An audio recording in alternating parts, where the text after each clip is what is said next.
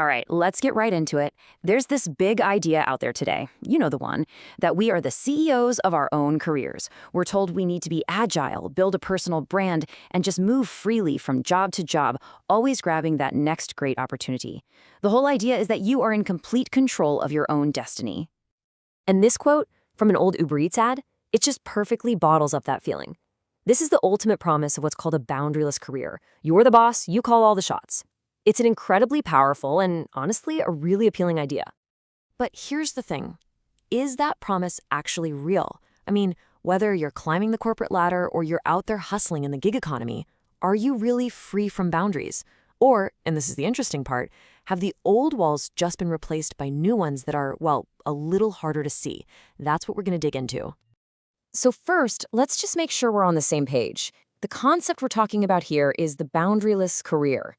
In a nutshell, it's a career path that's defined by your choices and your mobility between different companies. It's not about being loyal to just one place forever. The idea is you build skills, you make yourself more valuable on the market, and then you move on. You are the captain of your own ship. Okay, so let's put this idea to the test. We'll start inside a good old-fashioned traditional company. A lot of these places say they want to help their people build these dynamic, boundaryless careers. But is the support they're offering actually working the way they think it is? Now, on paper, the logic seems absolutely perfect, right? A company says, hey, we value growth. Then they offer training, workshops, you name it. And what's the result? The employee gets more skilled, more valuable in the job market. It sounds like a total win-win. The company gets a better employee, and the employee gets a stronger resume. Simple. Well, maybe not so simple. A really fascinating study of 422 employees in Italy found a major twist in this story. Turns out, how effective all that company support actually is depends almost entirely on one single crucial thing, the employee's own mindset. And that thing is what researchers call a boundaryless career attitude, or BCA for short. Just think of it like a spectrum. On one end, you've got people who are always kind of looking, ready to jump to a new company if a better opportunity comes along. And on the other end, you have people who are pretty happy to stay put and grow right where they are. And this is where it gets really interesting. Check this out. For employees with a low boundaryless attitude, the ones who want to stay, all that company support works like a charm. It makes them feel more secure, more capable. But now look at the right.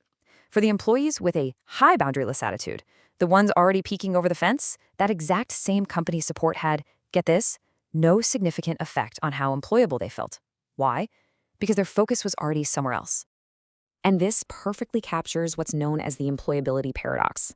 Companies spend all this time and money making their employees more attractive on the open market, which, kind of funny enough, makes it way easier for them to leave. It forces companies into this really tough spot. Are we developing our people for us, or are we just training them for their next job? So the huge takeaway from our first reality check is this. A traditional company's attempt to support a boundaryless employee often completely misses the mark. The very system they build to make people better works best on the loyalists, not on the people who actually have that boundaryless mindset to begin with. So there's our first invisible boundary, our own attitude. Okay, so our own mindset is one invisible wall. But if the traditional job has these hidden rules, then what about the gig economy? This is supposed to be it, right? The ultimate, purest form of the boundaryless career. Total freedom, total control. This is the ultimate test case. Now, to really crush it in a truly boundaryless career, experts say you need 3 key things. Think of them as your toolkit. First is knowing why. That's your personal drive, what makes you tick.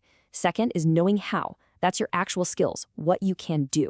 And third is knowing whom. That's your network, your contacts. These are the pillars you need to build on. But another study, this one looking at 56 food delivery and rideshare workers, found that gig workers are up against a powerful new kind of boss. One that sets some very, very rigid boundaries. And it's not a person. It's the algorithm. And this table just lays out the difference so clearly. That promise of knowing why, being your own boss, it crashes right into the reality of unstable, isolating work. The promise of knowing how, learning cool new skills, gets totally flattened by doing the same repetitive tasks over and over again with no real growth. And the promise of knowing whom, building that network, well, that's pretty much impossible when you barely have any meaningful human interaction all day. So, here's the kicker. The very same technology that's supposed to set you free is actually creating brand new ways to control you. The algorithm tells you what to do, it tracks how well you do it, it basically runs the whole show. It's an invisible manager. So instead of being boundaryless, workers are now stuck inside the boundaries of the code itself. And that's a huge shift in how we even think about what management is. So where does all this leave us? We've looked at the traditional job, we've looked at the gig economy, and in both places, we found these hidden constraints that really challenge this whole idea of a truly boundaryless career. It seems like the old boundaries might be gone, but new ones have just popped up in their place. And that's really the main takeaway here. That dream of a completely smooth career path, where the only thing holding you back is your own ambition, it doesn't quite line up with what's actually happening. The physical walls of a single company haven't really disappeared. They've just been transformed into these less obvious but just as real sets of rules and systems. And these new boundaries are exactly what we've been talking about. First, your own personal career mindset. That changes everything about how you even see the support your company gives you. Second, the tangible support you actually get, not just a culture of support. And third, those invisible rules cooked into technology and algorithms, which are putting up powerful new guardrails on our freedom and our growth. All of this brings us right back to where we started, but now we've got some new perspective. We kicked things off with that awesome promise of being the CEO of your own career. But what we've actually found is, well, a much more complicated picture. So, I'm just going to leave you with this to chew on. 100 years ago, the boundary on your career was probably the factory wall. Today, it might be the code running on your phone, or it might be the attitude inside your own head. So knowing that, who or what is really in control of your career path?